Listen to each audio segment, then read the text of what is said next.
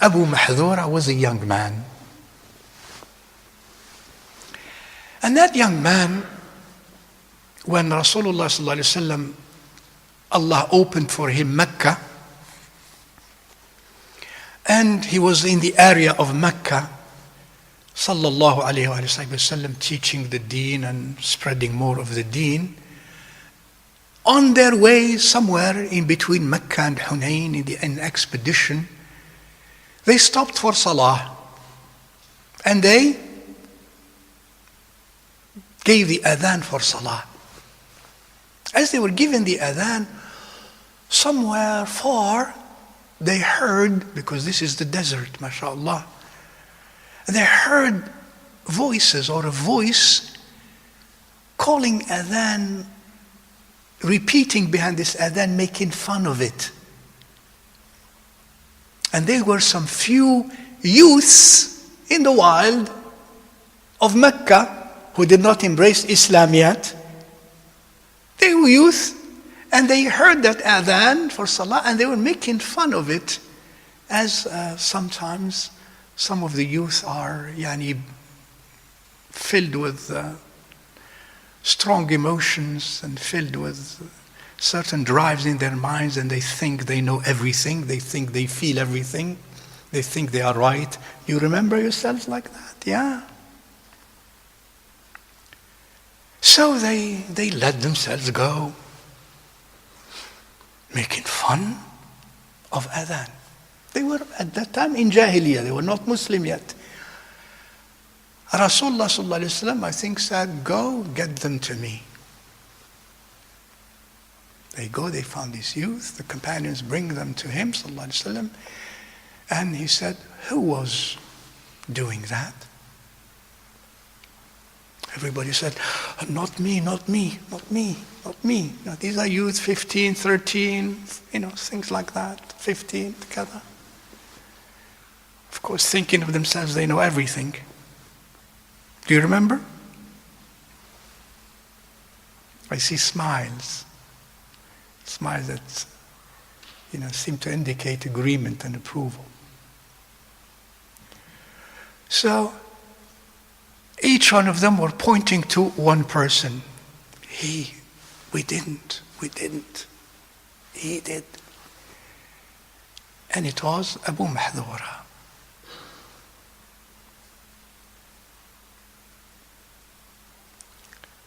The young Abu Mahdura. You were the one who did that? Yes. Allah Azza wa Jal, Rasulullah sallallahu alaihi wasallam put his hand on his head here and held him, talked to him, prayed for him. وَنَطَقَ الشَّهَادَةِ. Some youth, in this case, they have the potential that Allah gave them, and of course the barakah of Rasulullah sallallahu alaihi wasallam, the barakah from his hand, through his soul, through his heart, through his Allah Ta'ala. And the young man says, Ashhadu an la ilaha illallah wa ashhadu anna Muhammadan Rasulullah. Changes swiftly. Some of us are so hard to change, so stubborn in their ignorance, so stubborn in their childish, youthful choice. And they insist they are right. Do you remember? Do you remember Salman? Do you remember Arjan? Do you remember Mu'tasim?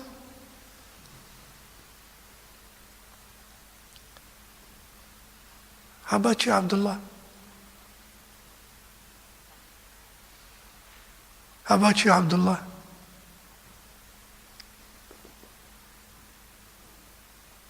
And this.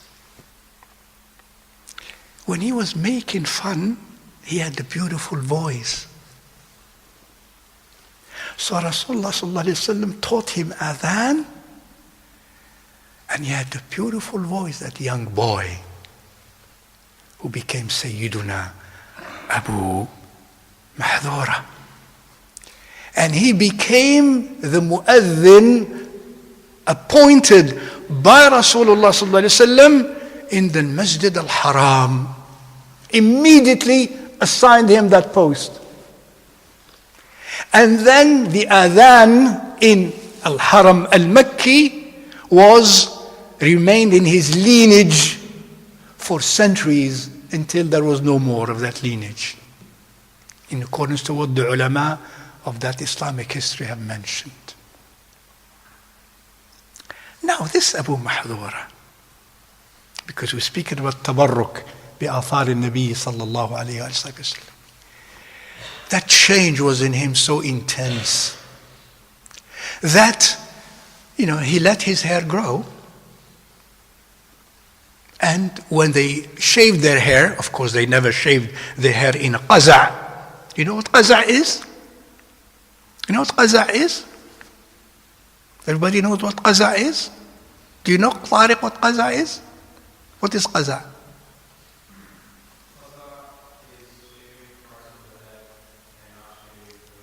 Aina.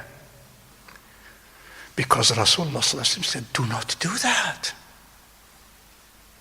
So this Abu Mahdura, radiallahu ta'ala, actually, he would not shave his hair. Especially the place where Rasulullah put his hand. If he trimmed and shaved something else around, but that part, he never after that touched with a scissor or with in those days, a knife or so.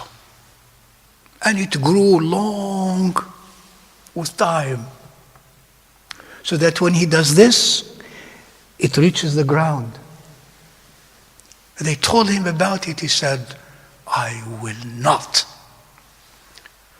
use a scissor or a knife in hair that Rasulullah ﷺ touched. And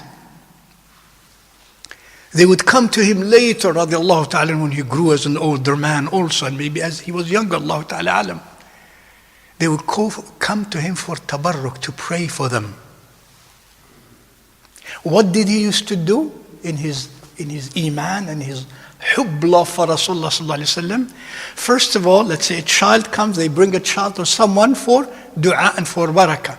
He does this first of all on his head, where Rasulullah sallallahu alaihi wasallam touched his head to that hair, and then he puts it on the person for whom he is using ruqya and to seek healing from Allah Azza wa Jal.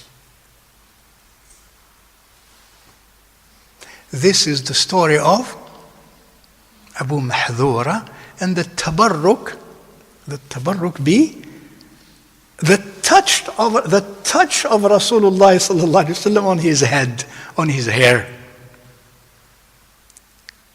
To use it as a means of what? Tawassul ila Allah subhanahu wa ta'ala, for healing and for barakah and for khair, for the young and for the old. He does this, then he touches the person. Related by Imam Ahmad and many others, rahimahumullah ta'ala, of the scholars of this ummah.